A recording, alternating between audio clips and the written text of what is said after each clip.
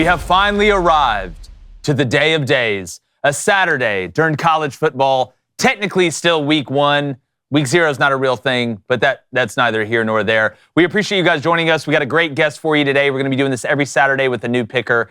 But how could we not start off with a guy that, number one, is one of the smartest football guys that I know, was a hell of a player in his own right at Georgia, and you've seen this guy all over the place. He's got a brand new college football podcast. Our friend, David Pollack. DP is back, baby. It's back. What is up?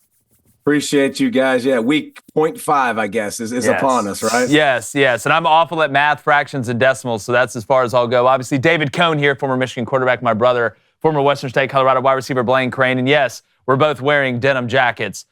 We don't pick what we wear, but we're going to rock it and do as good as we can. One. David, you look good. David, you look good, too. I'm so left out right now. You look good, too. I feel a little Canadian here. But, DP, want to start off before, we look in. There's some mega matchups this weekend. But last weekend, we told people all offseason, Georgia Tech plus 12.5, Georgia Tech plus 10.5 is going to feed families. Florida State may win the game, but do not think for a second that this Georgia Tech team, number one, won't be ready to play, and number two, that DJU's good enough to throw Florida State to a win if the game's close. What did you think just overall? Yeah, I mean, a couple things. Brent Keys, I think, found himself a DC, too. Because here's the thing. Well, I think we knew Georgia Tech could score. Buster Faulkner and company proved they were number one in the ACC a year ago. But that defense, they couldn't stop a nosebleed. And so to watch Tyler Santucci come over from Duke, Mike Elko product, and then implement a defense now that was way better for Tech, I think that was the difference. But, I mean, Florida State, like a lot of replacing a lot of guys, a lot of experience, they look like it. But the most disheartening thing, and if I'm concerned about anything, if I'm a Florida State fan, I got owned up front. Yep. Like, that's a big deal. I got owned where it mattered the most. You could see they got a bunch of dudes up front that's played a lot of football on that defensive side for them. Tech's offensive line having their way, pushing people around, rushing the football all over the place. So Florida State definitely not the start they wanted. A lot of time left in the season, but kudos to Georgia Tech. And now the ACC gets interesting, boys. Yeah, it does for sure. And it is a great point to bring up. Everybody's been talking about Georgia Tech's offense, and we talked about their defense. The question was, could you get Florida State into third in passing, right? And after that first drive, Florida State was just downhill. Looked like it was going to be a track meet back and forth. But once they got off script and Georgia Tech was able to hold up without having to send too many guys into the box against the run, heck, Santucci just got to the point where he's like, look, I'm going to blitz on third and passing. DJU's going to have to make a quick decision and make a quick throw. But DP, one of the things that, and we all know Jeff Collins, that Jeff told us was one of the biggest struggles at Georgia Tech was getting in quality depth on the line of scrimmage. Like, that's what separates the big dogs from the medium dogs, the FBS from the FCS. I mean, I think the best thing Brent Key's been able to do is get quality offensive linemen in there that can compete with Florida State up front. Yeah, and he's an offensive lineman himself. So, like, you listen to interviews with Brent Keys, I love it because he talks like a lineman. Like, he ain't the polished guy that's, like, doing all this stuff. He's like, run the football. Like, that's what we need to do. Just, I love his personality. But here's the thing, too. Like, DJU, struggled to see pressure. The last drive, though, I will say this. He put a drive together, a 4th and 8, a 4th and 7, did a great job. Like, it's not really hard. When they blitz, replace the blitz with the ball, right? Yep. Like, throw behind the blitz. And so he put some drives together. But no, I mean, if you're looking at Tech, like, if they can be somewhat competitive, and that's the defense you get all year long. Okay, NC State's a top 25 team. And I'll say the reverse about NC State, by the way. If NC State and Grayson McCall gets an offense to go along with their defense, you got Miami, you got Clemson, you got Virginia Tech. Like, you got a heck of a league that's going to be week in and week out really fun to watch, to go back and forth. Yeah, and David, you got Louisville too, which, I mean, they may be even better than they were last year. And they're a defensive team, believe it or not, under Jeff Brom. And David, you're exactly right. I mean, DJ Uiagalelei threw some big-time balls late in that game when they needed him most. But I thought what was most indicative of how this coaching staff feels about him was when there was 3 minutes and 13 seconds remaining before halftime. Georgia Tech just scored. Florida State had 3 timeouts, and there was no sense of urgency to go down and score a touchdown. They were completely fine kicking a field goal, and not just any field goal. They needed a 59-yarder. And I think that that's how we're going to see the season going, because, like, Georgia Tech's on the rise. I don't think anyone here is surprised that Georgia Tech won the football game. I took Florida State, but I'm not surprised. But now if you look forward, David, to the schedule for Florida State, when you start talking about having to play Clemson, Miami on the road, Notre Dame on the road, they're going to have to play Florida. Even Memphis now gets really interesting. Yeah. What are your expectations now for the rest of the season? Well, listen, I'm not going to punt on Florida State yet. I mean, those are some strange circumstances too. Dublin, Ireland, an opening game. Obviously, I'm not ready to say that they're off. They're off because here's the thing: they got a ton of experience on that offensive line. They should have been better. They should have pushed people around. I like number 13, Lucas. By the way, you see that cat? Like too. They can do some fun things with him in the jet game, and I think they can continue to be creative. But you saw the shift once Georgia Tech started loading the box. It was literally, okay, DJ, you got to beat me. And I don't know if DJ can do it consistently. I saw the last drive, but before that, like when he started to have to throw in the football down the field, because at half he had averaged, less than, he was in the negatives yards per attempt. Like they had done a good job of keeping everything small and short. So when he's asked to go out and win it, listen, he's got some weapons, man. Like Benson, number 10, a transfer from Bama. Like he's got some guys over the field that you literally look at and say they could be good, but it's all on DJ. And listen, if DJ can't do it, that looked like DJ we've seen at Clemson. That looked like DJ we saw at Oregon State. It's this. It's up and down. So who's next in the wings for Florida State if they can't get the offensive side of the ball, specifically the passing game, going? Mm-hmm. Yeah, and they got SMU on that schedule too. Well, DP, a lot of people are talking about this Florida State-Georgia Tech game, but there's another game I want to talk about, and that's the SMU-Nevada game. There's three guys that are pretty hyped for SMU this year. I believe Jake had them going 11-1. I had them going 9-3. Did this game tell you more about SMU or Nevada? I think SMU. I think by the way they battled back, dude, it looked like it was bleak for a while, didn't it? And listen, everybody handles hype differently, I think. But coming into the season, people were talking about SMU, obviously joining the ACC now, like the conferences. This get weird, by the way, because we're going to have to figure out Cal andStanford and all the stuff that goes with it. That's going to be we're going to mess up Power 5, Power 4 for sure. But I think it says a lot about, here was the biggest play of the game. The fair catch that Nevada dropped on the kickoff that put them at the 1 yard line. And now it's a safety. SMU gets the ball and they put a couple drives together, man, and they go down and win the game. I think it says a lot about SMU. It says a lot about them being able to fight back, not getting down themselves, not quitting. And I expect they'll have a great season. And offensively with Rhett Lashley, I think they'll be good regardless. But it was good to see their defense come up with a big safety, a big stop to get their offense the ball back again to go win the football game. David, do you think you're going to see multiple quarterbacks from SMU throughout the year, or are they going to stick with one? I don't know. And with Rhett, I don't think you ever do know. But here's the thing. What you got going late, it's hard to say anything now. Like when you prove that kind of stuff late to me and you start to put drives and when it matters, like when it matters the most and you start to get scoring drives and pressure situations. And I mean, I got to roll with you. I think I got to put my faith in you. Yeah, look, multiple things can be true at once. I am very high on SMU. We've all been associated with the game at a decent high level. Obviously, David, you've been at the highest level. SMU's got to play better. I think we can all agree with that. Mm-hmm. But the two things being true at once is you got to look at the context of that game. SMU with a lot of hype coming into a new conference. A lot of people are high on them. You're playing a Nevada team that's got a brand new coach in Jeff Choate that I got a lot of respect for. Guy that was at Texas did a good job. He brought in Boise State's old DC, who was really good at Boise State for 3 years. You got 65% basically new roster, so you don't know who you're playing. You're playing with house money, and they've got all the tape on you. You've really got no tape on them. And some games you just don't play good. You got to survive. I've watched multiple elite teams go through those 2 games where it's like, oh my, I watched Auburn and Cam Newton beat Kentucky by a field goal as time expired in that undefeated season and didn't play well at all. It just happened. So the way I look at it is SMU's got to be better. Yes, SMU is also 1-0, and I would also rather play bad and win than play good and lose. So that's where I'm at with SMU. All right, we're going to break down the top 5 games of this weekend coming up. The first one we want to start with is Miami going to Florida, and I just need each of you guys to pick a winner. Miami comes into this game with the highest expectations I can, in recent memory, really. Florida, the narrative is, we know how difficult the schedule is. Billy Napier is going to get fired halfway through the season. No one's really talking about how good of players they actually have, and the spread right now is under a field goal for this game. So, Jake, you first. Miami goes on the road to the Swamp to play Florida. I think Miami wins the ACC. I think they won in the transfer portal. I think Cam Ward's a hell of a player. Damian Martinez is a great running back. They're good up front on the offensive line. Got some questions in the secondary. And when I look at this matchup, I think Lance Guidry, like most smart defensive coordinators do, he's going to try and see if he can get there with 4 because there's some questions about the left side of Florida's offensive line.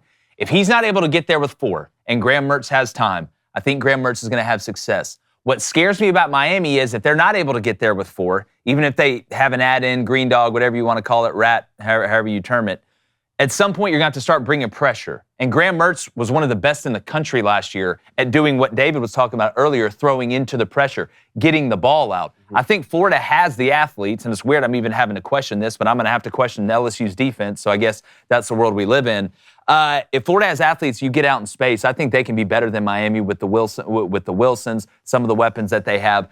All I've heard about is how good Miami's going to be. And like I said, I got them winning the ACC. I don't think they win this game, though. I think Florida's been made fun of all offseason. I don't think people realize how good Florida's roster really is. They think they're like Mississippi State or they're like Arkansas. They're not. They got some pretty good players. Jim Nagy thinks Florida could maybe have the best defensive line in the SEC when it's all said and done.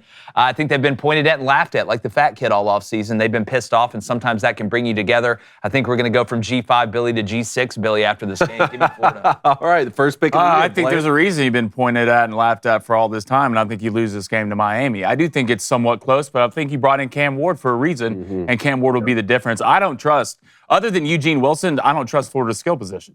There's really not a guy on this skill team that's proven anything. So if I'm Miami, I am doubling Eugene Wilson. Graham Mertz, you're going to have to beat me with someone else, and I'm going to put all my eggs in the basket of Cam Ward. So I think Miami, I think it's close, but I think Miami just has more talent. David, I'm particularly interested to hear what you have to say on this. Obviously, as an All-American for Georgia, you know the Florida Gators as well as anyone, but you've been high on Cam Ward, the new quarterback at Miami, since way back in the day. How do you have this one going? Bro, it was an incarnate word before Washington State. I know we would have nailed that. But here's the thing, man. Cristobal, dude, if it's not this season, I don't think it's going to happen. I mean, I would argue this is the most talent. They don't take a back seat to anybody in the ACC with their roster.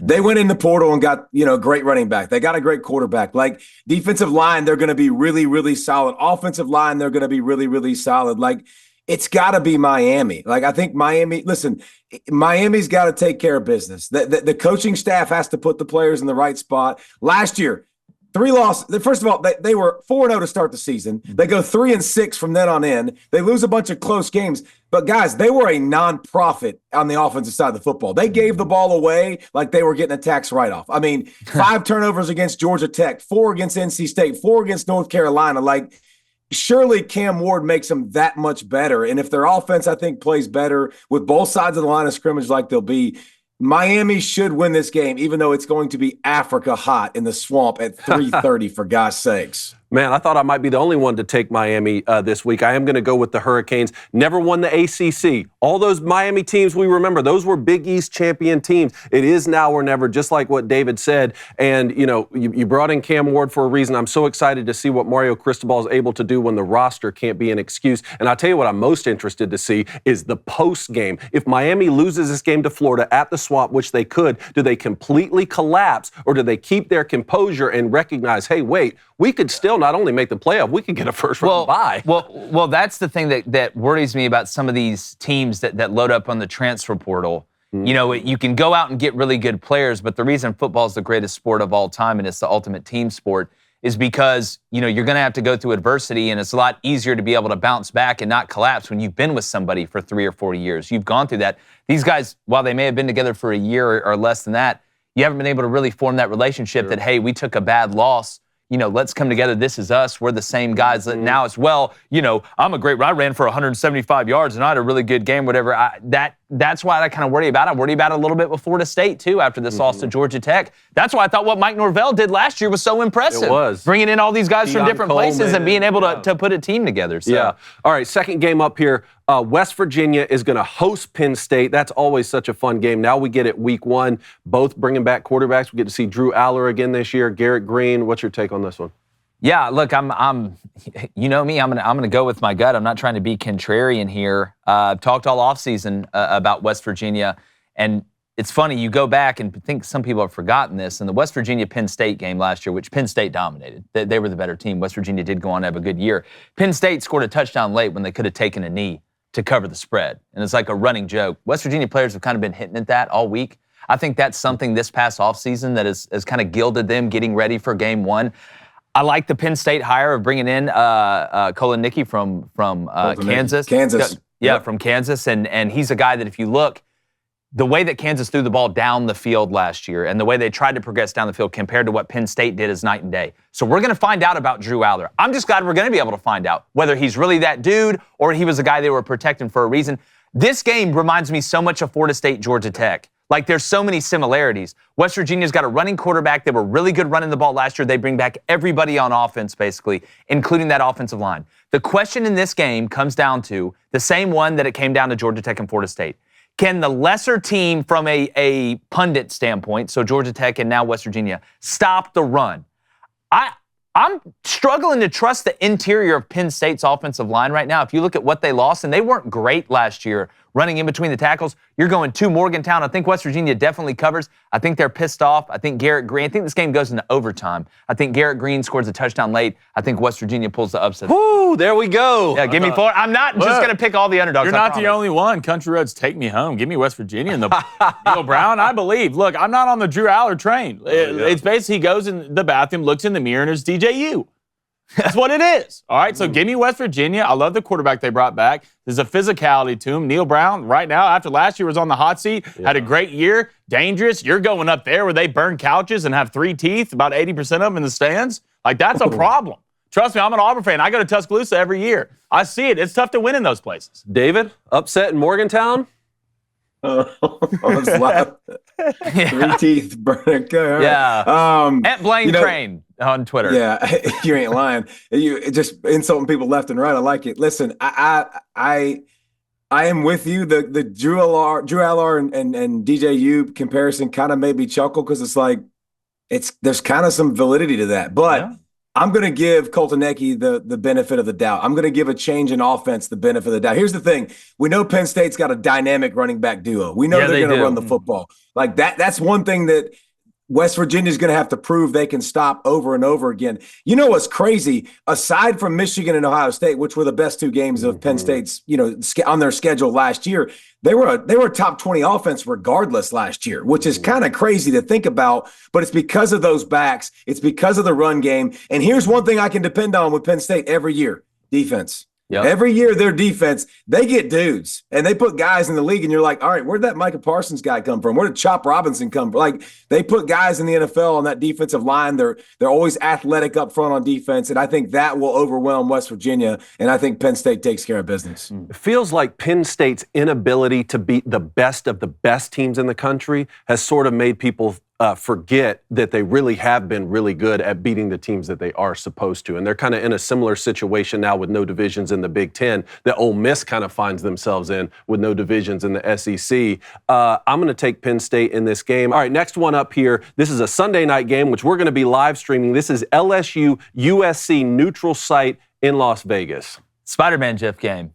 It's the closest thing to the same teams playing each other that I've ever seen. But when I look at a game like that, I like the over. I know we're going to talk about bets. You can check out those. I like the over. I don't think that's crazy. The biggest mismatch on the field is going to be LSU's offensive line versus USC's front seven. I think USC is going to be a little bit better on defense, but going from awful to bad, I don't think it's going to be good enough to get away with what they need to get away with to win this game. It's crazy to think that LSU is still going to be really good on offense after losing Jaden Daniels, Malik Neighbors, and Brian Thomas. But when you have this offensive line and the way they recruit, Nussmeier and Miller Moss, USC's quarterback, are both older guys that really haven't got their opportunity. So it's not like you're throwing true freshmen out there, which I think will open the playbook up a little bit. I think this game does go back and forth. I think LSU's offensive line, just in the second half, they're going to be able to just bury USC. And I wonder if it's going to get to the point where Brian Kelly looks at the scoreboard and goes, all right, we've got 10 minutes to go in the fourth quarter. We're up a touchdown or we're up 10 points. We're popping 4.5, 5 yards a carry. We're about to slow it down a little bit, take our time, and make USC have to score on 2 possessions and get stops. I like LSU in this game. Wouldn't surprise me if they scored a couple touchdowns late to kind of pull away. I believe in USC's offense. I always will with Lincoln Riley. It's just the defense. I think LSU's got the advantage there. Give me LSU. Oh, I like your pick. Give me the goofy stepdad and Brian Kelly and LSU. I think the defense is going to have some improvement this year. I know that's not a crazy thing to say as bad as they were last year. I think after you watch this game against USC, you're going to be talking more about LSU's defense than you are about LSU's offense. I think LSU covers and maybe even to add it up a little bit. DP? You know, this is interesting because there's so many new pieces on both sides of the ball. Like, defenses are totally different now. And USC, we've seen that experiment over the years, and it's been really bad on defense. And finally making a shift, finally making a change. Everybody was like, Alex Grinch, he's not the answer. Here's the thing about USC. I think it'll take some time. Offensively, we know exactly who they are.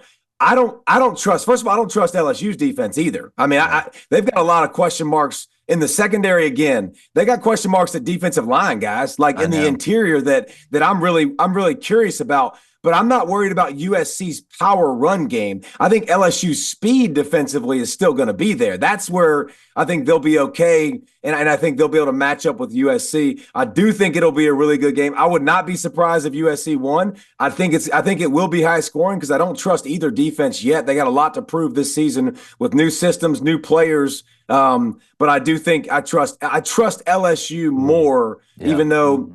Man, Lincoln Riley, golly, it wasn't that long ago when we were like, that dude is the man. He's going to go win titles. And, man, it feels like we don't even talk about them going to the playoffs now with a 12 team, which is kind of crazy. Yeah, and that's the fun part about taking the over, David. You can root for both teams. You can root for, touchdowns. And that's exactly right. Trust is the key word there, DB. That's exactly what I was thinking is like, what's the trust factor? Because I'm still more bullish on USC than a lot of people this year. And I still believe in Lincoln Riley as a head coach. Some of these guys, you're like, hey, you were a coordinator for a reason, right? Not everybody's a head ball coach, but I still think Lincoln Riley is going to be a great head coach. LSU being so bad on defense last year was an anomaly and really surprised a lot of us. USC being so bad, we kind of shook our head and said, well, that's the standard operating procedure. So when you talk about that trust factor in week one and we don't have anything to go off of yet this season, I'll go ahead and take LSU. I'll put my money there, but I like the over as well. But guys, we know some of you are probably tailgating this weekend. If you're not tailgating this weekend, you're probably throwing something on the grill. If you're not throwing something on the grill, maybe you're throwing something in the oven, the air fryer, whatever. But if you need high-quality American-sourced meat as Labor Day approaches, all right, you want to celebrate the American way with football? It's Good Ranchers. It's that simple, all right? Just think about it. You're standing at your grill, surrounded by friends and family. The game's on. You can smell the food. The apps are out. That's the experience that Good Ranchers thrives in, and they always come through in the clutch. Like I said, they're sourced exclusively from local farms, has 0 antibiotics, 0 hormones, and comes pre-trimmed for convenience while being individually packaged for freshness. And this Labor Day, buckle up for this one. They're offering an incredible deal. If you subscribe to any Good Ranchers box, you get a free add-on for 1 year. That's 1 full year of plain chicken breast, Angus ground beef, Applewood bacon, or wild-caught salmon with every single order. And with our code BOOSTER, you'll also get another $25 off your first box and free express shipping. That's up to $400 in saving. So don't miss out. Use our code BOOSTER. Go over to goodranchers.com to grab this Labor Day special and enjoy great savings while supporting American farms. That's goodranchers.com. Promo code BOOSTER. Helps out you, helps out us, helps out America. Goodranchers.com. All right, fourth game up here. Texas A&M hosting Notre Dame. We're going to find out so much. But before we find out, why don't you just tell us all the answers, Jake? Yeah. Well, that's great, David. This show is brought to you by. Now, you know how you fall in love for the first time? Like maybe it's in high school. I don't know. Maybe you're a late bloomer. It's early in college, and you're like, this is the person I want to be with the rest of my life. But then fast forward 10 years down the road and you're married to your actual wife and you're like, thank goodness I didn't marry that first chick. I found the love of my life. That's what I feel like this is with Mike Elko and Jimbo Fisher. I think A&M thought they had fallen in love. I think they were like, you know what? This is soulmate, right? They're going to write, this will be a Hallmark movie within 10 years or a Nicholas Sparks book. But turns out Mike Elko was truly the great white buffalo. What have you heard from A&M all offseason? Nothing.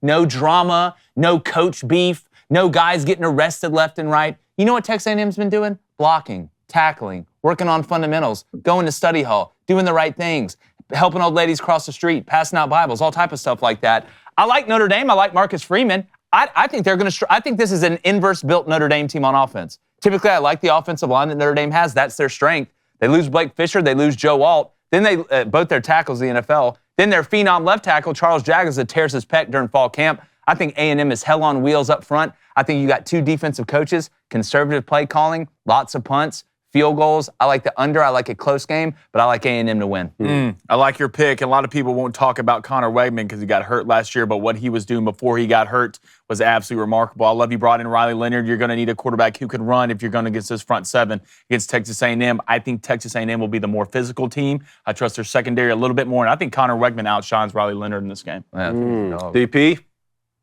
Oh, I hate agreeing. I just absolutely hate agreeing. Right? I tell you what, I think A&M just look out with Mike Elko. Like, the reason is, man, like, he won 16 games the last 2 years at Duke. Okay. They don't have the talent to win 16 games. Jimbo Fisher won 12 games the last 2 years at A&M. They have the talent to win every game. I mean, almost every single game. Talent hasn't been the problem. It's been coaching. It's been development. And Mike Elko, he's proven he can do less or do more with less. And now he's going to get a lot. And not only that, he's already been in the SEC. He had a 4-year stint with A&M. He's got a defense that's going to be loaded. They are going to be loaded. They're going to be elite. And both of y'all mentioned Connor Wegman. I'll do you one better, guys.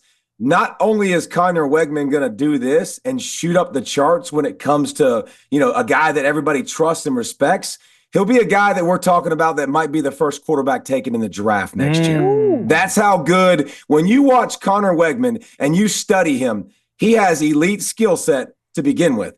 But the thing he has that you can't teach nobody, and I promise you, people are going to do tapes on this down the road, right? They're going to do tapes on his ability to feel the rush and to avoid sacks and understand pocket, like where the pocket's collapsing and where it's not. And that's where he's got unbelievable pocket presence and feel. So I think, listen, you look at the receiving core, it's going to be good. You've been going to practice for A&M for years, and you look at all these guys, and you're like, goodness gracious. Like, there are dudes everywhere. There is money in Texas. If I'm buying stock in a program, I think A&M is going to be on the rise. Their hardest 4 games are against 4 ranked opponents, and every single one of them are at Kyle Field. Yep. Like, and they play Texas the last game of the season. A&M might not make the playoffs, but I think they're going to have something to say. I think they're going to beat Notre Dame, which might keep them out of the playoffs. And they got Texas the last game of the season. They might could keep Texas out of the playoffs as well. Man, I got him 10-2, DP. I got him 10-2. Yes, sir.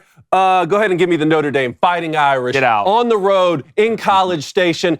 For a lot of the same reasons I'm taking Miami. I think we can draw some parallels here between Marcus Freeman and Mario Cristobal. The time is now. All right, both of them have multiple seasons under their belts at their new schools, and both of them went and got one of the best quarterbacks in the country in the transfer portal. I want to see this Riley Leonard kid stay healthy. I want to see him go to College Station. I want to see him battle it out with Connor Wegman. I think both of these guys are going to be playing on Sunday one day, and the time is now for Marcus Freeman and Notre Dame. You bring back this sort of roster, add the pieces in the transfer portal. What a great test early in the season where we don't have to see 4 or 5 weeks of a week non-conference schedule. They had me believing they were one of the best teams in the country last year with Sam Hartman, went and got another great quarterback out of the portal. We get to find out right off the bat, and there's going to be no more excuses. Give me Notre Dame week 1.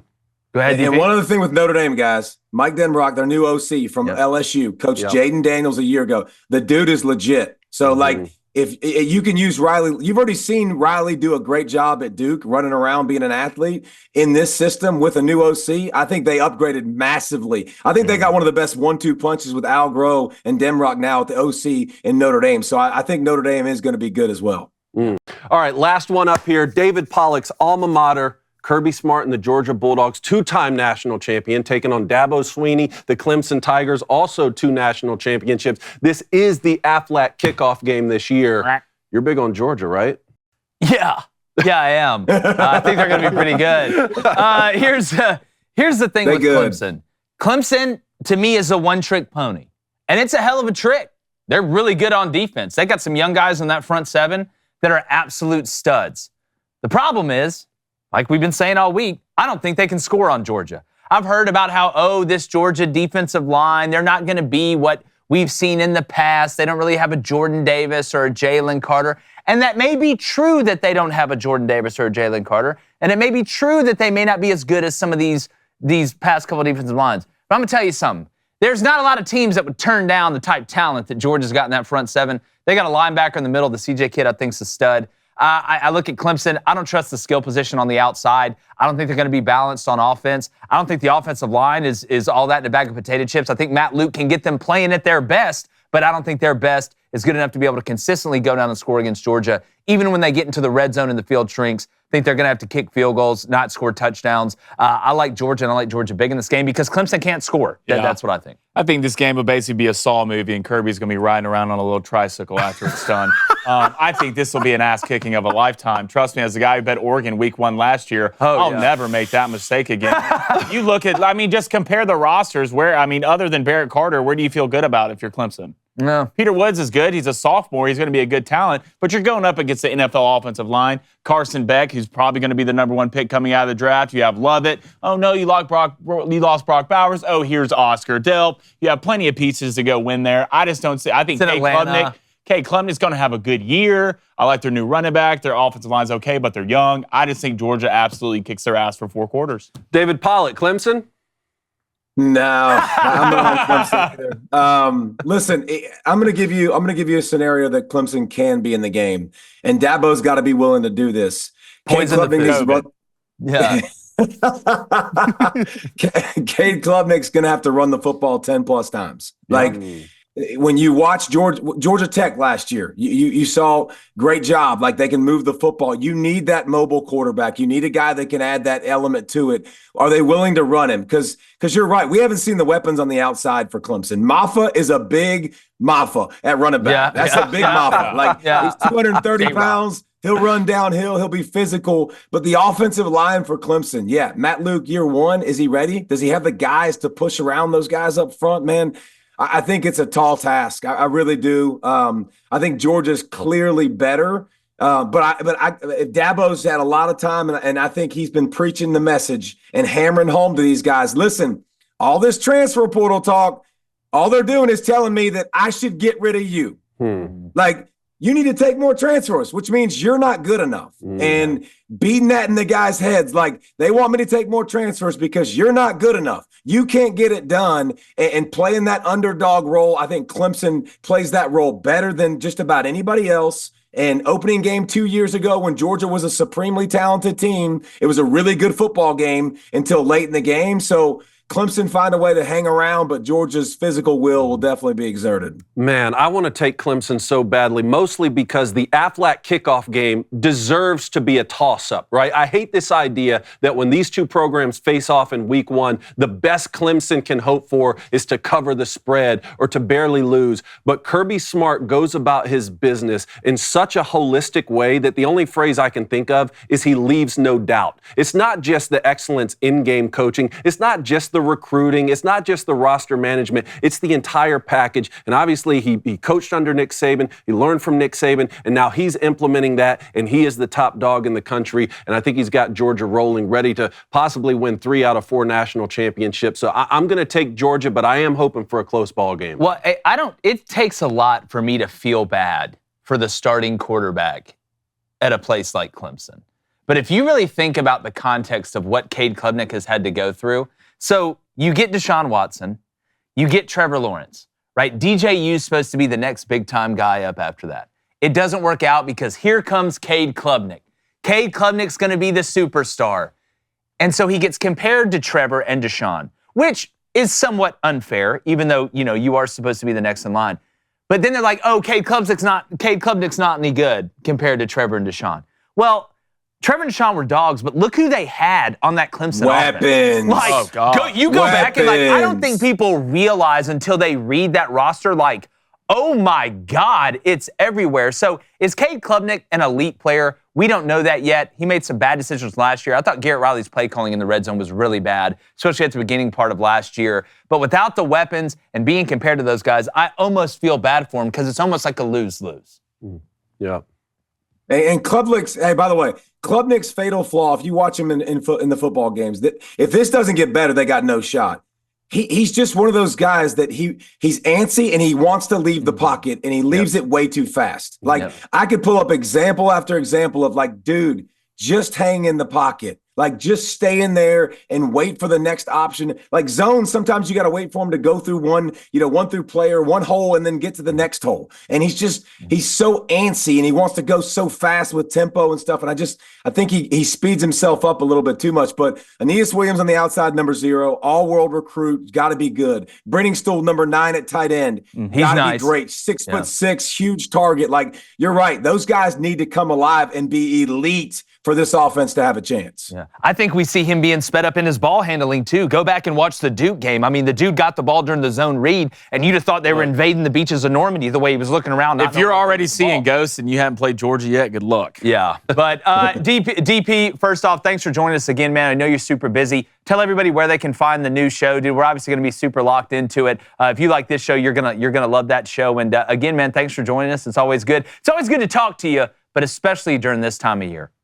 Thanks, Skippy, brother. No, I always good to talk to you guys too. I love the way you guys talk about football. No, I did this old YouTube channel thing. I don't know what the heck I'm doing at all, but I know you'll get football. You'll get football content, and we'll talk. Most of the time, we're going to be very positive, probably, and just talk as much football as possible, and watch tape, and bring you games, and just football. Man, it was so much fun to lay on my couch last week and watch football and be a lazy bum. And I'm like, I only did that for like 4 hours last week, and now I get to do it for like 12 straight. Oh, yeah. This next Saturday, and it's going to be glorious. So we'll just be putting out football content on the YouTube channel. Yeah, well, I can't wait to check it out. We're obviously going to have you again. I will say, DP, it's wild. My wife, at one point during this season, like all season, like every season, will Saturday night when the last game's done, will look at me and be like, "Do you realize you stood up in front of the big screen TV with the YouTube multi-view for 8 hours straight and didn't say a word to me?" Like 8 hours will go by, because on the YouTube multi, I got 4 games going at once. Like, now I'm watching. You can pick what games you want to watch. Like, that's what I think. That with BLT sandwiches, that's my heaven. That's what I want. There you go. But hey, honey, I love you though, baby. I love you so much. Hey, and guess what, DP? I get to tell her I'm working. That's the best part of this whole deal. Honey, you got to do this? Oh, I can't. I'm working. You like living in this house? Whatever. But DP, hey, you're the man. Great seeing you, brother. We really appreciate it. Nice. See you, dudes. All right, David Pollack, one of the best in the business. Make sure you hit that subscribe button. See if we can't win some money this weekend.